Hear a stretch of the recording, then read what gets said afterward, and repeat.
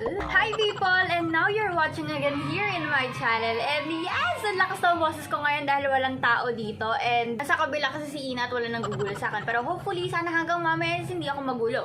So, for today's vlog without any chikas, this vlog is the most requested content na hinihingi sa akin noon pa ng mga tao. But hindi ko maibigay kasi ang dami ng content na nasa isip ko, ang dami kong na inuuna-una. But anyway, I would like to thank everyone na nanood nung nakaraang vlog ko about sa ma-issuing vlog natin, about sa Ibat Caroline. Pero anyway, gamit ko pa rin naman ang cosmetics nila ngayon.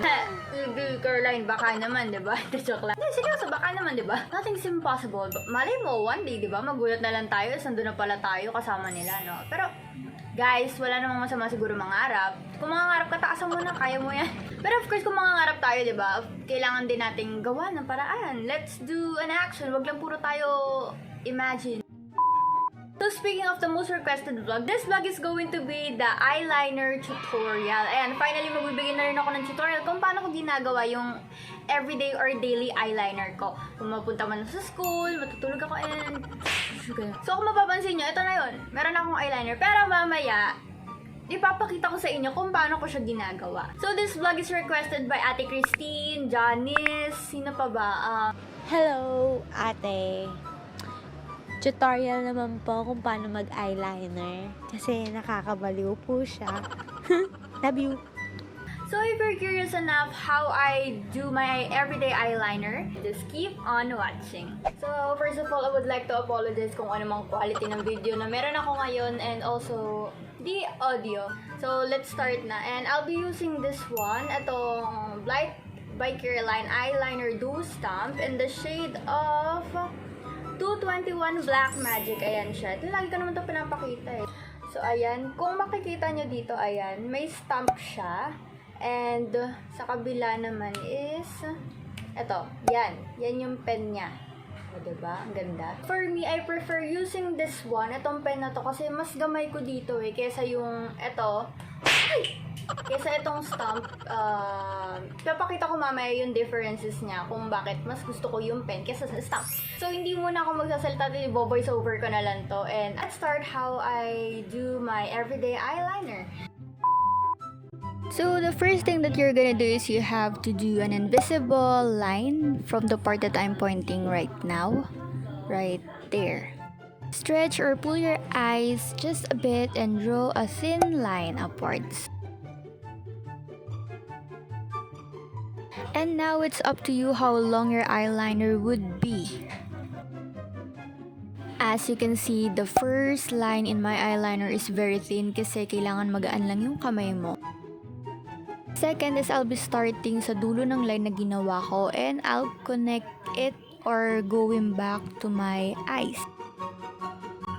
Third is you have to feel the triangle that you formed.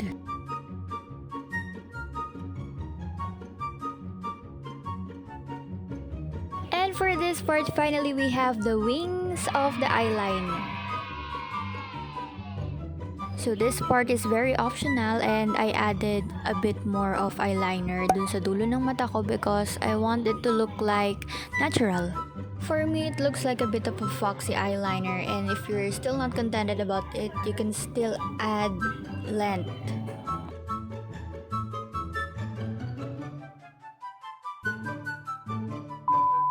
Yes, we're halfway to the finish line, and for this part is i-connect lang natin yung eyeliner to the lines of our eyes. I don't know what exactly it is called, but here you can see you would only connect your eyeliner just in this length in your eyeballs.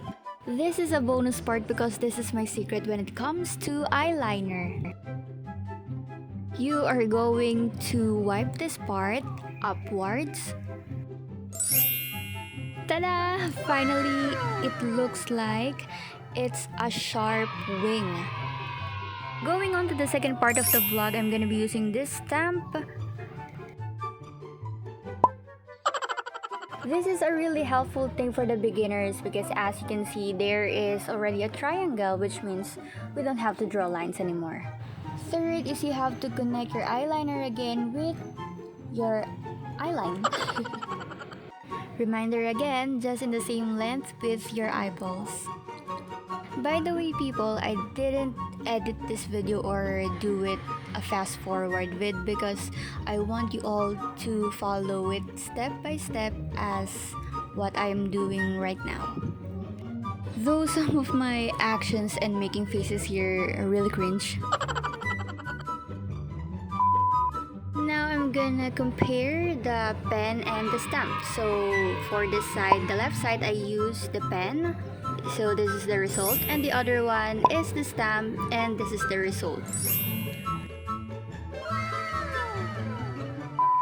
Siyempre, ayan, tapos na. And to add another buhay para pa sa mata natin is hindi mawawala tong eyelash curler. This is my hoary grail. Hoary.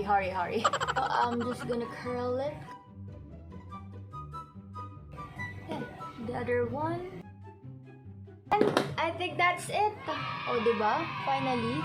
And yes, I think this is the final look ng ating eyes. Yeah. That's it.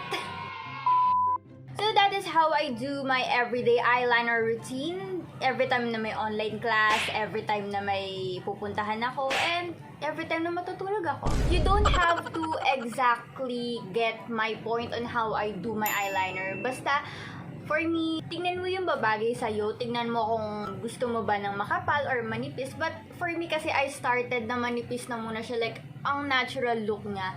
And pwede ko siya gawin sa school, ganun. Para medyo simple lang, ganun. Sweet girl lang. And this one, habang tumatagal, natututo ako, nag-evolve din yung eyeliner ko. Medyo kumakapal siya. As I was saying, your eyeliner depends on how you want it to look like.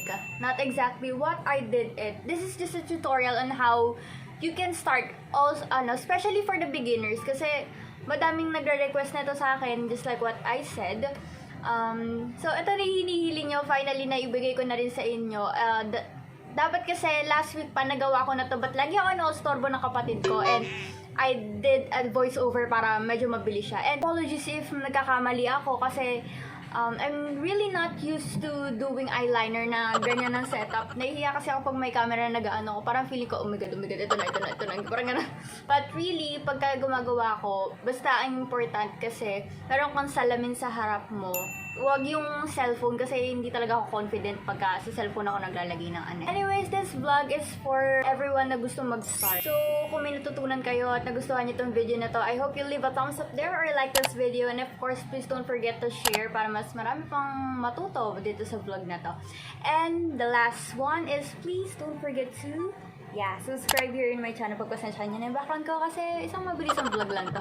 So this is just an inserted clip kasi nakatulog na ako kagabi. Tulog ako yung mga shoutout. But ito, shoutout kay Selena Bella, Nay Jowa, Joshua Abaloyan, Yana Manzano Borja, Micaela Coronel, May Biglaan People, and sa mga kaklase ko, si Cassandra Valiente, si Juskira Salibay, Trisha May Trinidad, kay Sir Turla, hi kay kay Ate Cha Villaruz, kay Sharon Rose Bihara, aking BFF, kay John Albert Banda, kay Ate Eunice Hamandre, ang hangin dito, kay April Jane Dafon, kay Shaira Marie Florin, hi Shai, at sa aking mga kaklase, mga blessings ng buhay ko, ayan, kay Gladys Joy Romero, kay Eliza May Villar Hermosa, syempre, ako baka patayin ako nito pag wala siya, kay Ana Francesca, kay Jesus John Parungaw, kay Melary Taborada, and kay Ate Jessica Tumalip, kay Lian Reyes, kay Rachel Ann Bedrero, and of course, Rachel Ann Mortel. Ayan, I love you guys. Yes, dahil nandito ko na sa dulo ng video na to, I would like to congratulate you and sana masarap ang ulam mo.